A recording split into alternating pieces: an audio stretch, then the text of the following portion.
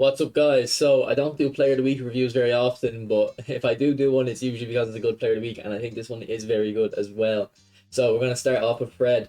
Fred is a very good box-to-box player in this game. He's got interception, one-touch pass. He doesn't have true pass, unfortunately. It is a problem, but he does have double touch, and then he also has like a variety of other skills, including fighting spirit. If we look at his stats, I know you might think his stats aren't crazy good, but his balance is very high, and as I talked about in how to train midfielders video, high balance, particularly on midfielders, is very good for dribbling because you're doing a lot of sprint dribbling, and it seems to help with that a lot. So this is a guy that always plays above his stats every time there's a Turkish League event. I'm glad that I have Fred and I use him, and I think Fred is just one of them players that's really good in the game. Next, we've got a goalkeeper who's 200 centimeters tall. He hasn't got the greatest stats, but he is 200 centimeters tall and has got 4 goalkeeper skills, so pretty good that way. Give him a go if you get your hands on him. Galeno isn't good, but to be honest, this guy is just one of the duds in the pack, so I'm not going to spend too much time on him, but he is able to play left wing, right wing, left back, and left mid. So a bit of versatility there, but I would assume most of you would have better players than that. Now, Endrik. So this guy is a fox in the box.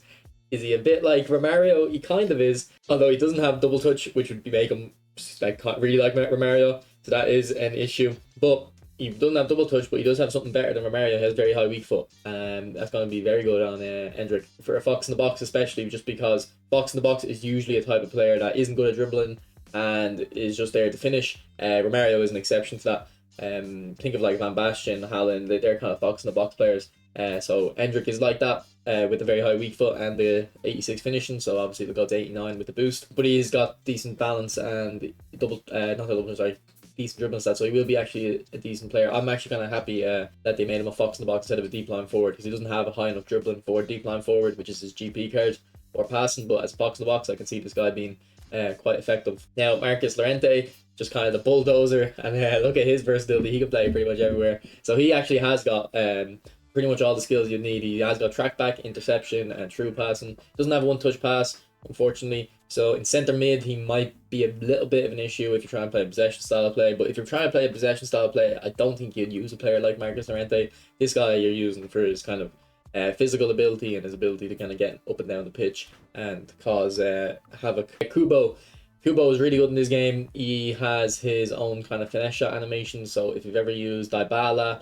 Kulusevski, or a different version of Kubo, you'll know when you do a finesse shot, most of the time they kind of do this kind of weird animation. It looks a lot nicer, it looks a lot smoother, but it actually performs a lot better. You get a lot more curl on the shot.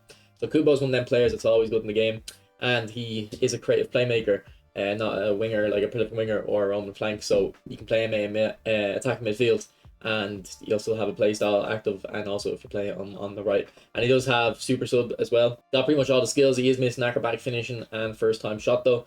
That's a bit annoying, but honestly I don't think it's a major issue.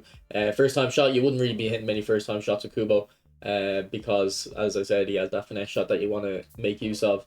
And acrobatic finishing, I don't think he is a player that you're going to be sprinting with too much. Anyway, so the acrobatic finishing, or the lack of it rather, might not be too much of an issue. He's a bit of a slower player. Slower in the sense that you don't use him at his top speed. You use him to just beat the man and get a shot off. Madueke, I think I'm pronouncing that right.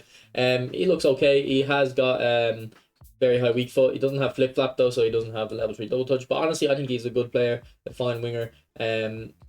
Like he has the left foot cut inside and shoot, and then the pinpoint crossing with the very high weak foot to go outside and cross. So very good winger. Yeah, should be effective, and he's also a booster as well. So he's gonna get +3s on the 2 dribbling stats there, ball control and dribbling, and the pace stats. Unfortunately, his balance starts at 85 or 84 though, so it's not 85.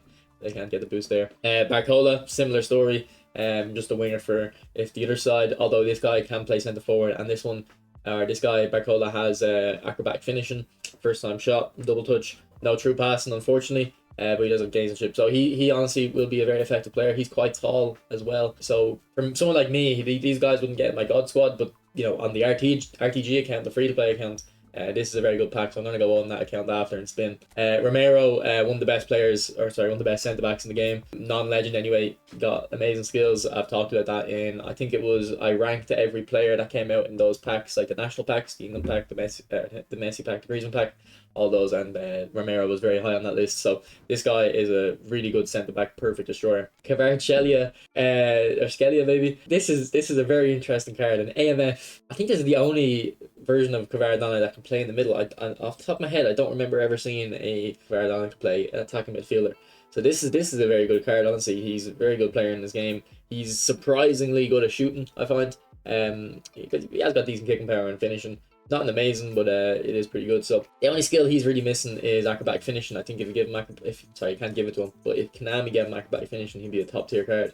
Without that, it's a bit annoying, but he has got a very high weak foot, so this guy should be effective. And then Haaland is good because he's a goal poacher. I think Fox in the boxes aren't great. I know I said Endrik isn't. It's good that Endrik's a Fox in the box. There's a bit of clarification I need for that. The Fox in the box is good if you just play one striker and you play wingers either side. If you play another striker with them or the second strikers, I find Fox in the box is very ineffective. But Endrik should be good enough on the ball that if you play him kind of on his own, isolated, you'll be able to play the ball into him and keep it.